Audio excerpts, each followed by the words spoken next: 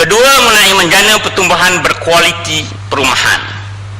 Dalam ucapan bajet yang amat berhormat Datuk Menteri Besar menyebut kerajaan negeri mensasarkan sejumlah 15,000 unit rumah Selangorku pelbagai jenis akan dibina dalam tempoh 3 tahun mulai daripada 2015 hingga 2017.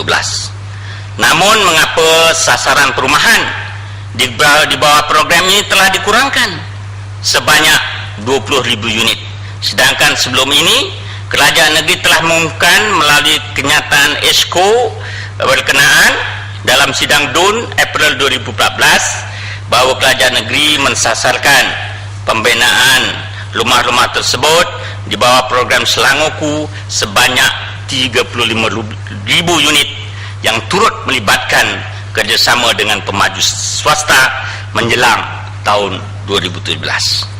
Mengapa sasaran ini dikurangkan?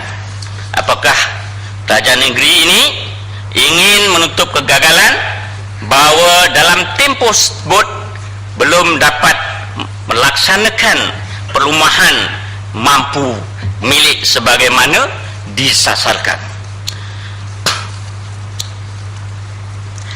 Persoalan komitmen kerajaan negeri khususnya dalam menyediakan rumah mampu milik kepada rakyat dilihat belum mencukupi untuk menampung keperluan rakyat khususnya dari golongan pendapatan rendah dan sederhana.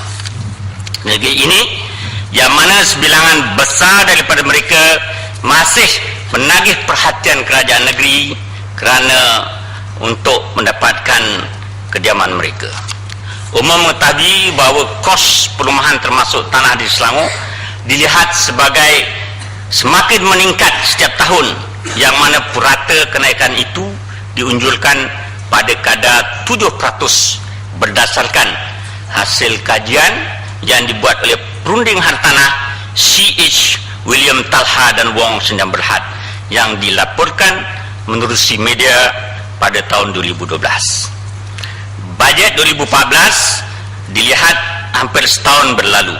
Namun, apakah kerajaan negeri benar-benar menyediakan rumah mampu milik yang cukupnya kepada rakyat? Jika dilaksanakan, berapakah jumlah rumah yang terkini yang telah disiapkan berbanding dengan sasaran yang ditetapkan? Dan berapakah shortfall rumah-rumah yang boleh dilaksanakan pada tahun ini? Dan apakah rancangan membuat koreksi bagi memastikan bahawa sasaran shortfall ini tidak akan membesar pada tahun-tahun mendatang? Berdasarkan statistik Jabatan Perangkat Malaysia pada tahun 2010, jumlah penduduk negeri Selangor direkodkan berjumlah seramai 5,45 juta orang, yang merupakan tertinggi dibanding dengan negeri-negeri lain. Malah jumlah ini diramalkan akan meningkat mencecah kepada 7 juta pada tahun 2020 berikutan migrasi atau penghijrahan penduduk-penduduk daripada luar Selangor.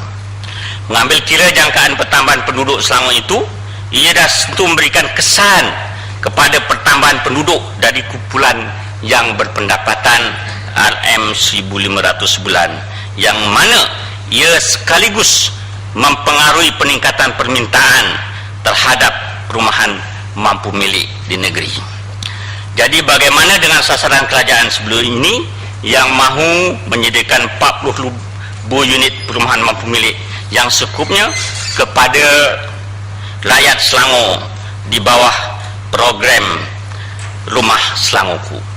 Dalam penjelasan, Esko Perumahan semalam juga telah menyebutkan bahawa pendaftaran permohonan rumah mampu milik ini pada masa ini telah melebihi sasaran, iaitu berjumlah 70,000.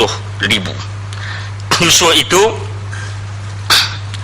sasaran 40,000 unit ini hanyalah dilihat sebagai hipotesis semata-mata, dan ini akan menunjukkan dari segi persepsi bahawa kerajaan negeri Selangor prihatin dalam menyelesaikan masalah mampu milik. Kita kena menerima hakikat bahawa pertumbuhan penduduk dan juga permintaan perumahan yang ada di Negeri Selangor tidak dapat diselesaikan oleh kerajaan negeri tanpa sokongan daripada kerajaan pusat. Kerajaan pusat memang memberi perhatian kepada masalah rumah mampu milik bagi golongan berpendapatan rendah, dan ia mempunyai projek di bawah projek perumahan rakyat satu Malaysia yang juga melaksanakan projek-projek seperti rumah Selangku di Selangorku.